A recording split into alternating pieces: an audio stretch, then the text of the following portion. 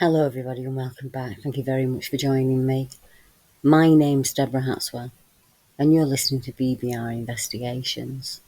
As the storm swirls outside tonight, I wanted to bring you some modern day fairy encounters with cases such as Beware the Wrath if you build on their paths and Fairies of the Lamp. I'm going to be sharing a number of reports from ordinary folk from the UK who have had encounters with the Fae, the little folk, the wee devils, imps, sprites and pixies who play tricks, hide things, and cause all manner of confabulation with their antics. Often portrayed in today's zeitgeist as Tinkerbell-like, with fluttering wings and a penchant for plants and flowers. They can also be dark, dangerous, and can lead many a traveller off a safe path and into the world of the glimmer. The tales that I'm sharing tonight are modern, and some you will not have heard of before. In some of the cases, I've resourced them from the web, so I've added a link to all of them in the description below. I have added reports from all four corners in the UK, and for all of the names will change with the region. For purposes of ease, I'll refer to them as the Fae, although each country here does have their own name for them. First, I'd like to start with a case that happened to my very good friend Deb Singleton, that she shared with me several years ago, and you can find the report in her book, Strange Things. Deb said, "Several years ago, I had a strange experience in my bedroom at home. Back then, I had a crystal ball, nightlight. The ball was made from heavy clear glass, and it was filled with air bubbles, all shapes and sizes, and it was about the size of a large grapefruit. It sat on top of a small machine that projected coloured lights up through the ball. It also had a function which enabled you to listen to such things as bird sound, rainfall, or the ocean, which I never used. I used the lamp as a nightlight, and I just loved looking at it as I was settling down, ready for sleep before turning it off. One night I was looking at the bubbles within the ball. I was getting ready to switch it off when I saw what I can only describe as a fairy sitting on top of the ball, propped back on her hands, and she was swinging her legs idly. I was amazed to see her. She had a beautiful smiling face, long blonde hair, and she was wearing a long floaty white dress. She was around a third the size of a Barbie doll. I just laid there, staring at her, totally transfixed, hardly daring to breathe. She didn't appear to have noticed me. I didn't move, in case I scared her off. As I looked at her, I noticed movement at the far side of the ball, and suddenly a male of the same size appeared. He placed his hands far apart on the ball and bent slightly forward, and he peered around as if he was looking for somebody, maybe the female. I was blown away. I inadvertently squealed, and they both jumped in shock and disappeared. It was so sad that I'd startled them. It was just a reflex action that caused me to squeal. They never appeared again. Well, not while I was awake, anyway. What an amazing experience, and one that I am jealous of. I would love to see the Fae, especially if they were tiny, and beautiful to look at. It must have been magical. Deb lived in Yorkshire when this experience happened, and there are reports like this in every county in the UK. In a wonderful block called the Emerald Isle, there is a vast catalogue from Ireland that covers not only the reports of people who see the Fae, but also has a lot of information on fairy lore, what to do, what not to do, and it explains some of the ancient superstitions around them. I have had an interest in the old connection between the Fae, earth energy, and our natural plant life, as each plant, bush, tree is utilised by them and also has its own energy. One story that I love anything to do with the Hawthorn fairy legends. Now let me explain. The Hawthorn is often associated with a realm called the outer world, or the fairy world. Home, not just to the fae, but also mythical creatures, elementals, sprites, satyrs and pan. It was believed that the Hawthorn acts as a doorway between our world and the mystical realm. Legend has it that fairies reside within the Hawthorn, and disturbing them can bring about some serious consequences. Hence, it's known as the fairy tree. One tale I love is called Beware the Wrath if you build on their path, and it can be found in the blog The Emerald Isle. There was once a farmer in County Kerry who had built a little cottage for himself and his wife, but the thatched roof was in a terrible state of disrepair and unlikely to last another winter. Unlike the stone houses and cottages in the west, Kerry cottages were less sturdy, and so he knew he had to build himself another place to live. He searched through the plot of land he was renting until he came upon a likely spot, and he gathered the neighbours to help with raising his new house. And the way back then, people helped, didn't they? They came, and soon the house was almost done. So they stopped to take a bite to eat and have a drink. It happened that an old man was passing by, and he paused to survey the work. Shaking his head, he proclaimed that nobody who stayed in that house would get a full night's sleep. And he made off before he could be questioned about such an outlandish statement. That very night, the farmer and his wife were settled down, fast asleep, when just after midnight, they were awakened by a terrible battering and rattling sound, as though the cupboard had come down from the wall, and the table was dancing around in the kitchen. Scrambling out of bed, he looked out the door to find everything looked the same as it had before. Nothing had moved. So shaken, he went back to bed.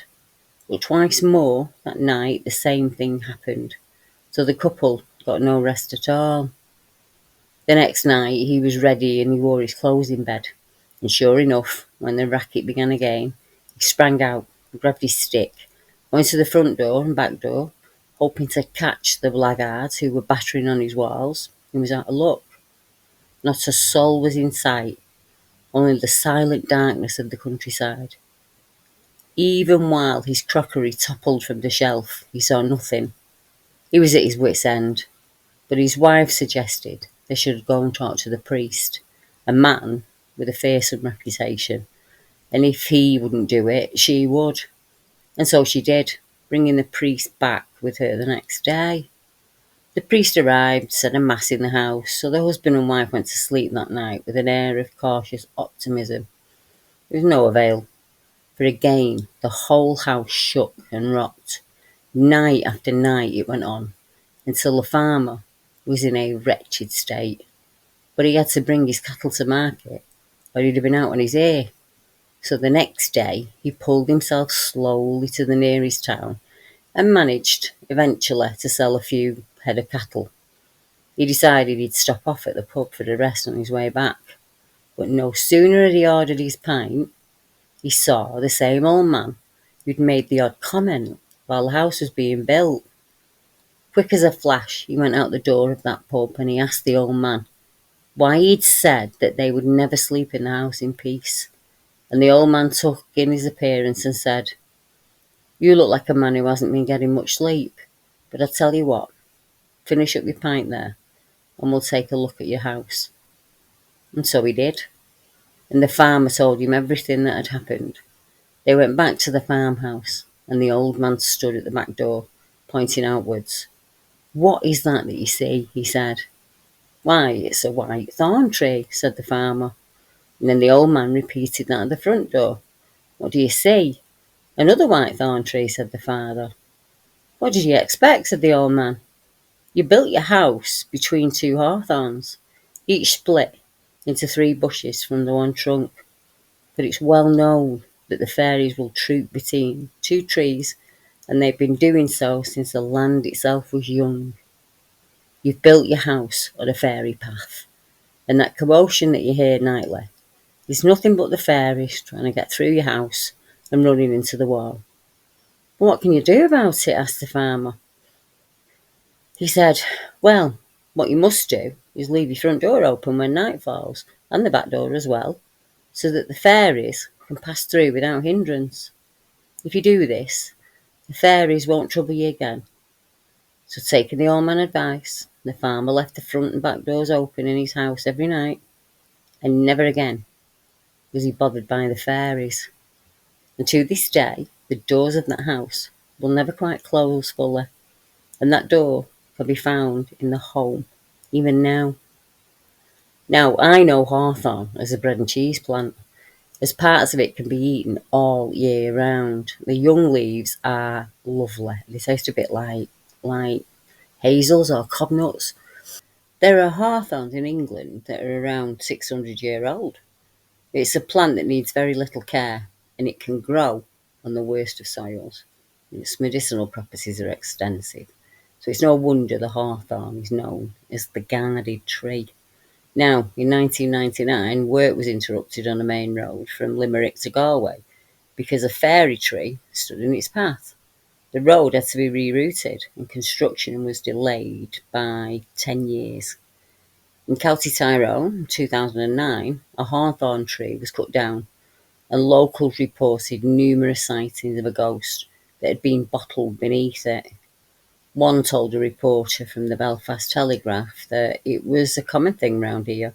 The local priest would have come round, exorcised a place, and put the spirit in a bottle, and then that tree would have been planted on top of that bottle in the ground, and now they've cut that tree down.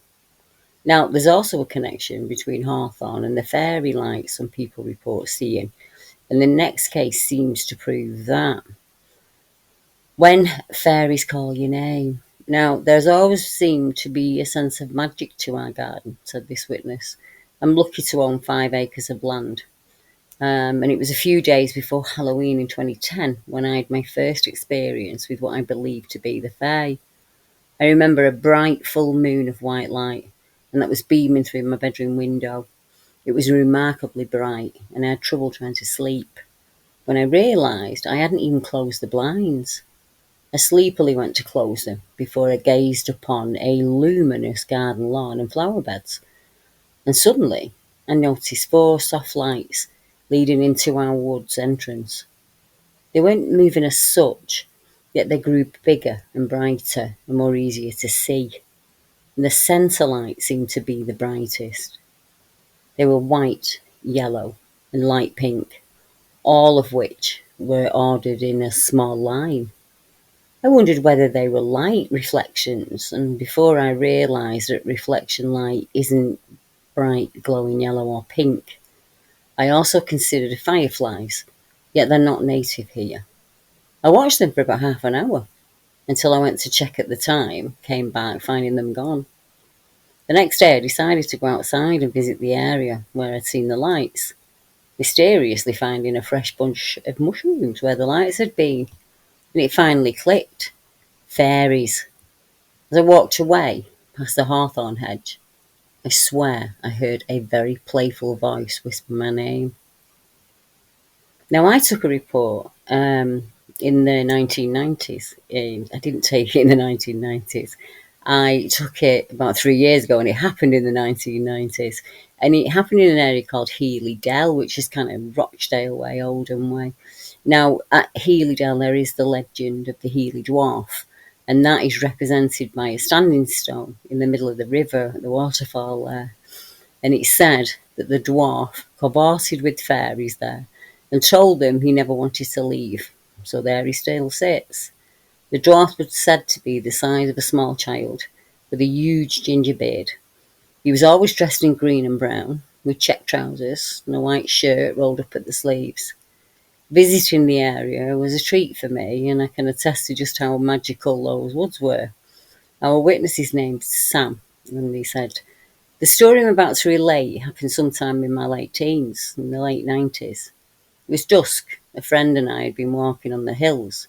We descended into the woodlands of Healey Dell, an ancient woodland, now a nature reserve near Rochdale in Lancashire.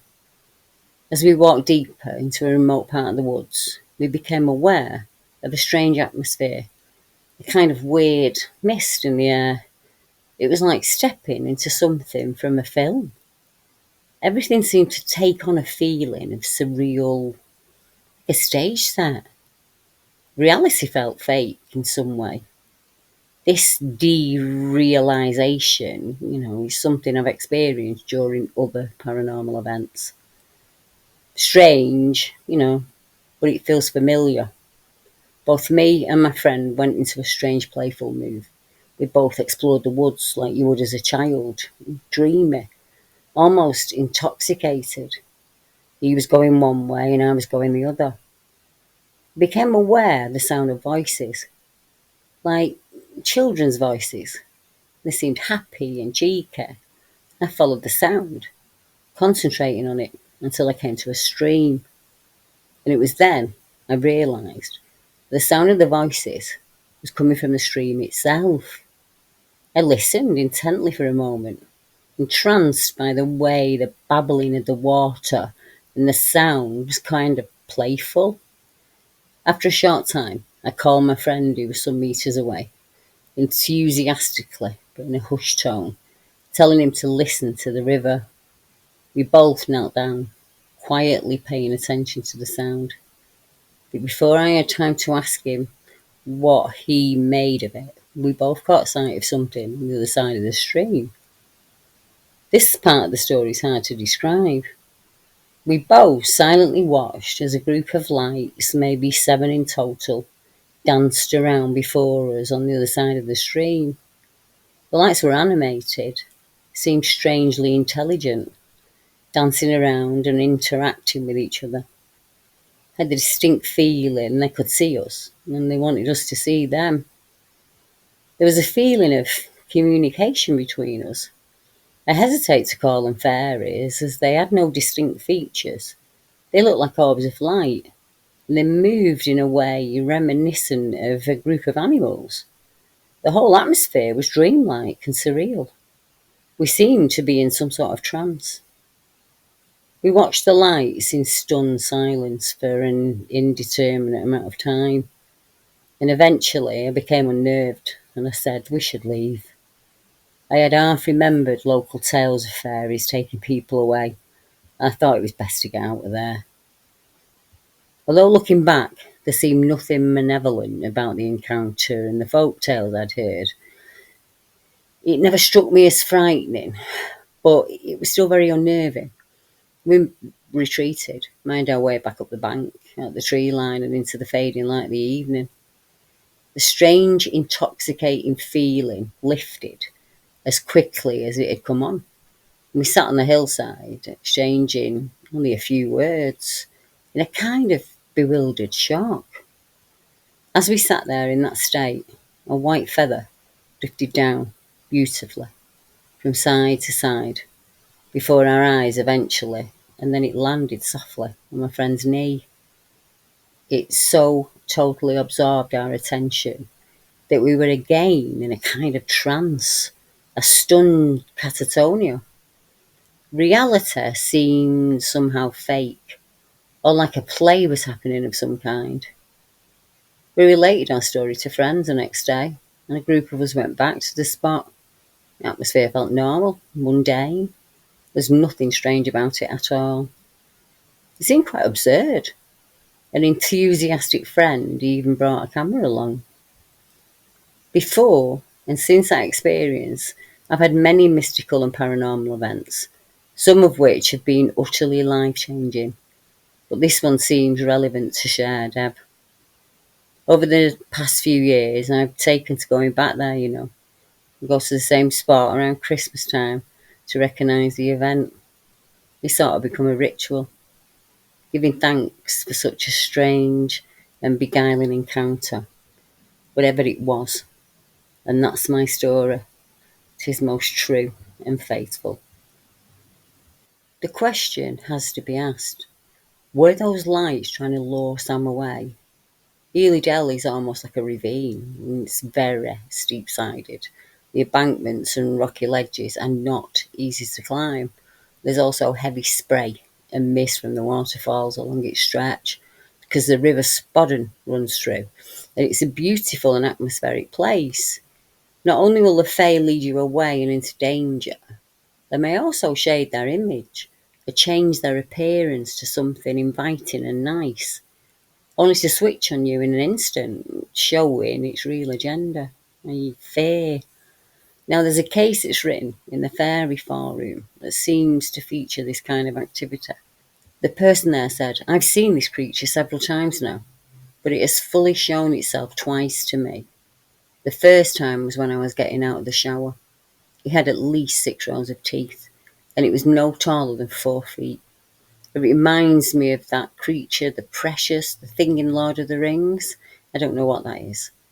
The only thing different between that and what I saw is its teeth. The second time I saw him, I was trying to talk to a young female elf. Before she could speak to me, the thing took her place and bared its teeth. Does anyone have any idea what this thing could be? It concerns me. The little girl elf was trying to speak to me, maybe getting harmed, and I would like to help her. We do have a lot of unseelie around here, but I've never seen this." Now, I had to look that up. Unseelie are fae, normally reported in Scotland, Scottish folklore. It's not a good idea to cross them, and that is still taken seriously to this day. Controversial fish farm plans were rejected after campaigners warned fishermen could be lured to their deaths by fairies in the deepest part of the ocean. Ancient folklore was cited as a reason for planners to turn down the application form. One man had a frightening encounter with a set of shadow-stealing fae close to the Crystal Mountain at Healey. He shared his experience in a film featuring modern-day reports of the fae, and he said, "This is a rare modern fairy description from the edges of Persia. This event took place at the base of Schiehallion, the fairy hill, and the account is from a modern fairy documentary, The Fairy Face, that I took part in many years ago now," he said. "I was visiting the bogs at the bottom of Schiehallion at the time. It was just as I was sitting down, watching the beautiful views, around 5 p.m. in the evening. As I sat, in drifted the mist, and a small amount of dew in tiny raindrops was all around me. You could see a rainbow within the mist, and it was a privilege to be there whilst this display was going on. I was watching the stream, listening to its rhythm, how it flowed in an almost musical way. I felt almost in rapture at the beauty of it all. I noticed movement to my left, and what I can only describe as a little fellow was standing there. He was around 4 feet in height, and to my disbelief, he had hold of the top of my shadow, and he held the scissors at the head part, and he was trying to roll it up as he would roll a newspaper. He was around 40 yards away from me, and we locked eyes. And at this point, I saw a similar, smaller female figure down at my feet, and she was trying to cut out my shadow with a pair of shears. I couldn't believe my eyes. With instinct, I said, "Oi!" very loudly, at which point they both looked at each other and then vanished, gone. And I was left with a feeling of astonishment. And to be honest, I thought, "You cheeky wee bastards." I wasn't frightened or scared. I was more astonished at the cheek of them. They reminded me of the bog people, in legend. They were filthy. They had dirty, straggly hair, and they were covered with cruel, small buckskin, like a chamois cloth of some kind, which in itself was manky with filth. The dirt was very ingrained on the cloth and on the figures themselves, as if they'd come out of the bog itself. Now, there is a legend at the fairy hill of the vanishing children, and it's told that it was said by the villagers in the nearby town of Aberfeldy that wee folk and trolls inhabited a cave below the waterfall there. Animals that wandered up that way were never seen again, and children were forbidden to go there. Well, of course, once you've forbidden a child to go anywhere, that's where they're going to go. And they did, and disappeared, which isn't the end of the tale, but only the beginning of a mystifying story. The children were found on a regular basis near Loch Rannoch on the other side of Mount Schiehallion.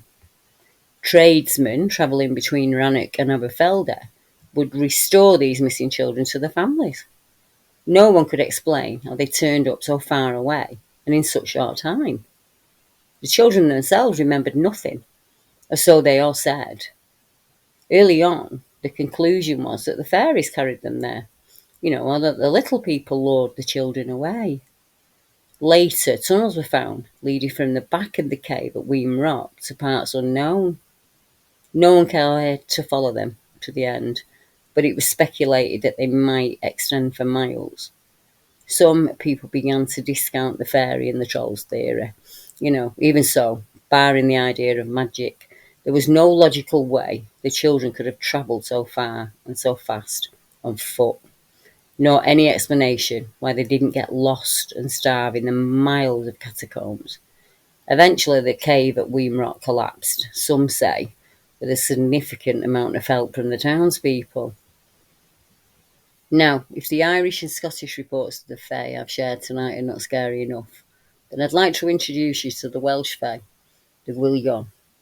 Now, these fairies are typically described as tall, shadowy figures with long hair, often wearing tattered clothing that blends in with the rocky terrain. They are known for their eerie wails, which can be heard echoing through the mountains, but for their description.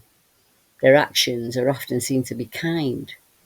Often lost travellers would be brought to safety and accompanied by the Welsh Fae, only to vanish when reaching a place of safety. But there is another Welsh Fae that's not something you want to run into when you're lost on a lonely mountain top. The Curious Cluid blog shared a report of the elf dancers of Coicallan, and this account comes from Elias Owens. Elias said, on a fine summer day, between the hours of 12 noon and 1, my eldest sister and myself, and our neighbours' children, Barbara and Aunt Evans, both older than myself, were in a field called Coicallan, near their house.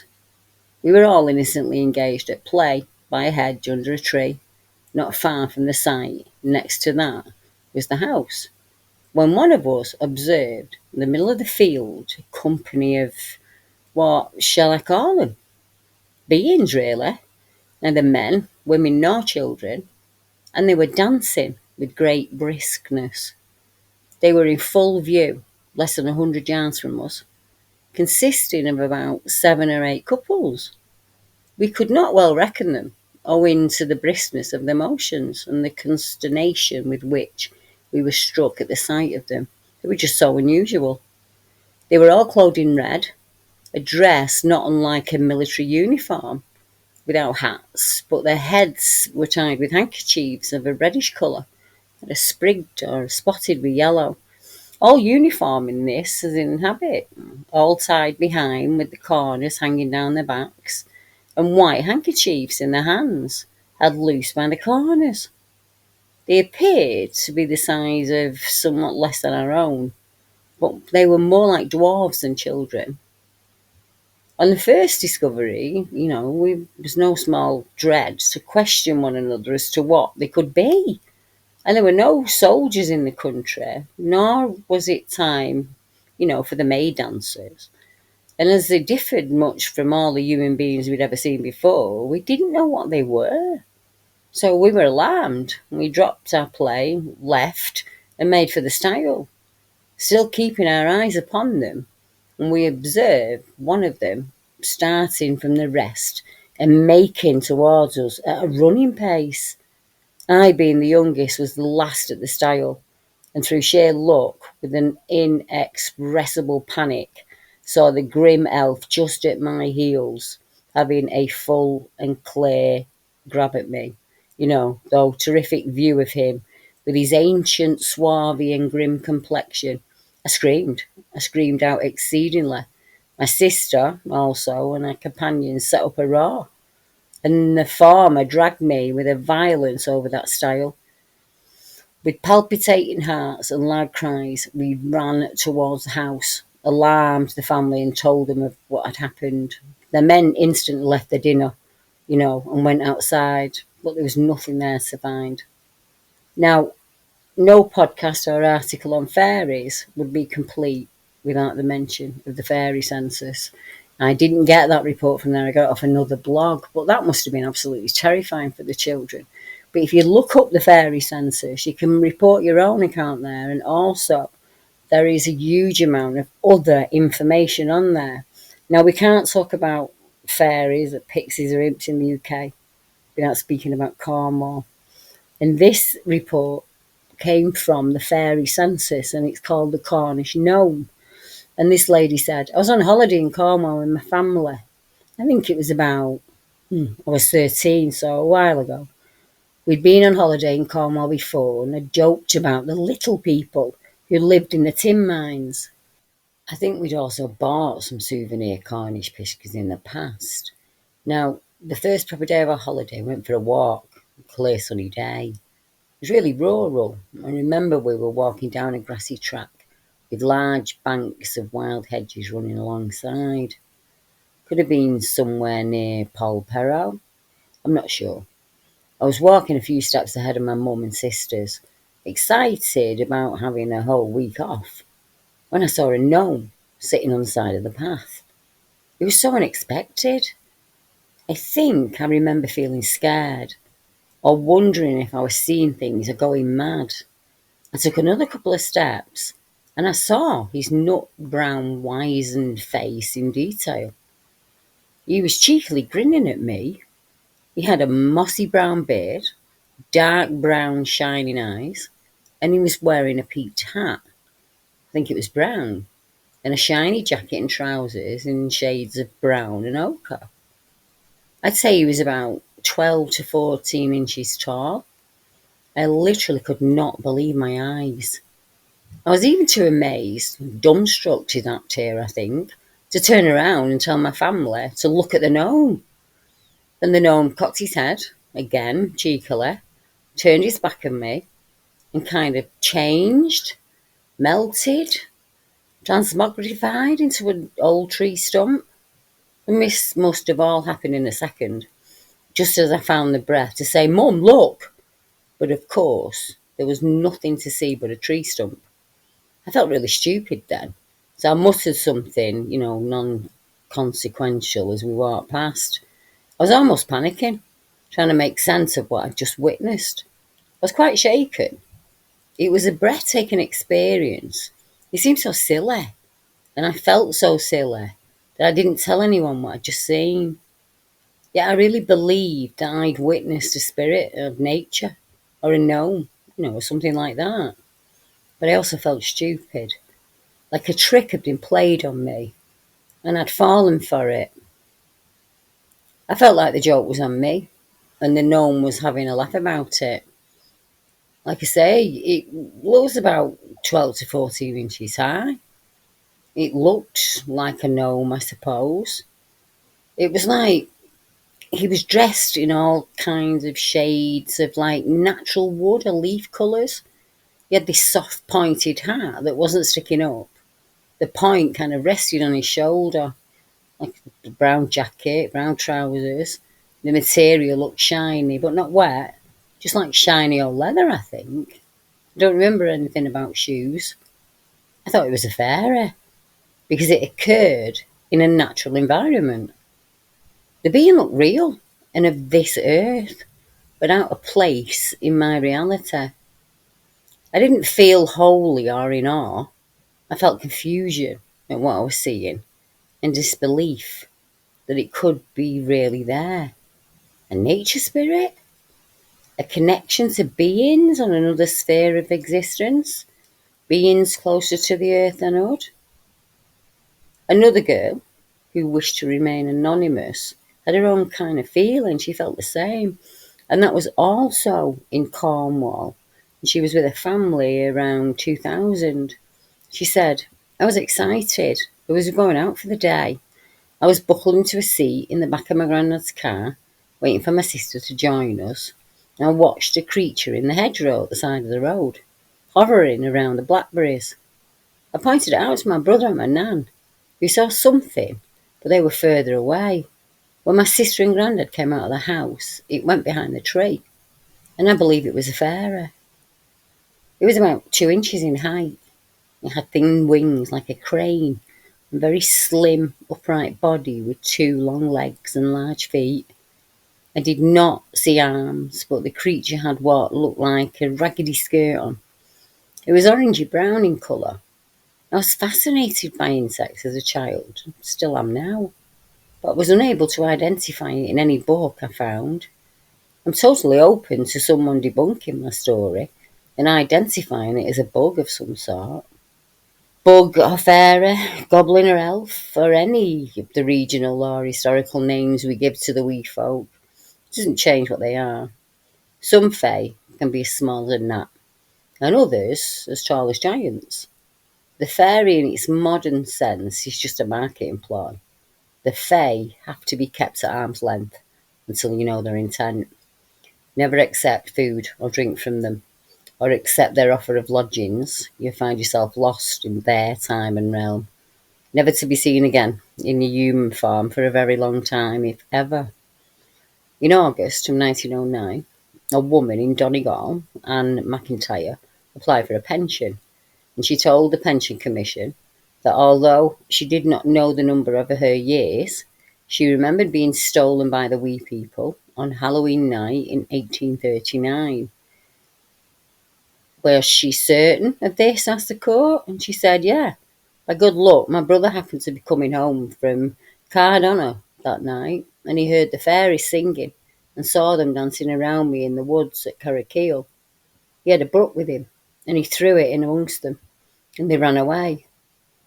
The applicant added that the people celebrated the event by great feasting and drinking when I came home, and the committee decided to grant her a pension. Good on you, Annie. A fair tale to tell with a fitting end. Now, in my last case tonight, I want to share a report that was left as a comment on a post made in our Facebook group when I shared some of the fairy experiences in there this week. This is a case of the Camberley fairies. Our witness said, I've seen a couple of fairies once at around midnight at my old house. I saw one on an area of grass at the front under the oak trees, a ball of golden light with a little figure inside. 12 years ago at our current home, I was again in the back garden after midnight. I sat outside watching the stars. A beautifully blue ball of light came zipping past me. It wasn't very big, about the size of a tennis ball, and I could see a little figure inside it. It flitted around, zipped in and out of sight. I've not seen anything like that since.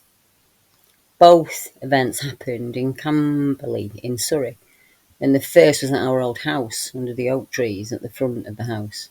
That would have been 2010, and it was summertime, but I can't remember the month. The other interesting thing was that there was a fox fairly close by watching the ball of light too, so he could see it. It was close to the ground, kind of grass height, and a little figure could clearly be seen. I could see wings too. We had an old-fashioned street lamp outside the front of the house, so the area wasn't dark, and it flitted along close to the ground, and I watched it for a good couple of minutes before it zipped off. The second event happened at our current house, and the beautiful blue light would have been around 2012. It was dark in the back garden, and I was sat watching the stars on the decking facing the grass. I remember it being early summer, after midnight, and suddenly this blue ball of light zipped past me, a head high, and it was going so fast, and there was a trail of blue behind it. One was bigger than the orange one that I'd seen. It stopped a few feet away, still at head height, and that's when I saw a little figure with wings inside it. I got the impression it was checking me out for a few seconds before it started flitting around, still at head height, and then it zipped across the garden at speed to the front of the house and out of sight. That's the last sighting I've had.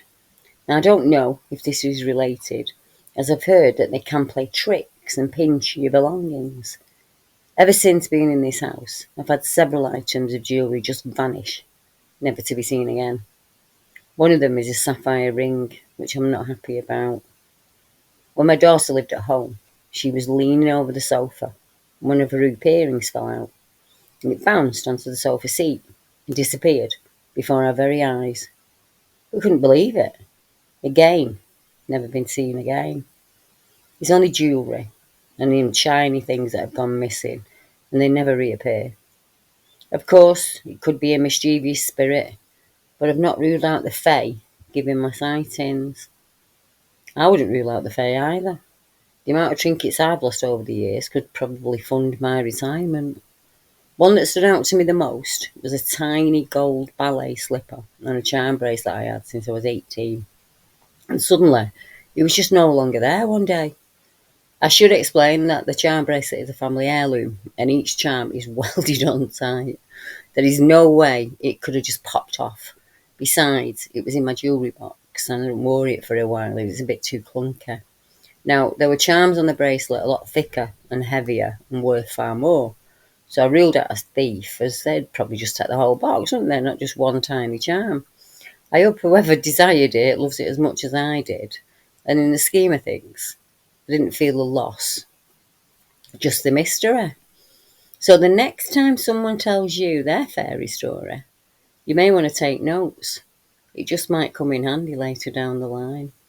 Now, I have included all of the links used tonight in the description below, along with the link to the BBR Case Files website, and you can check out a lot of my content there. Once again, it's been wonderful to spend some time with you, and I will be back at the same time, the same day, next week.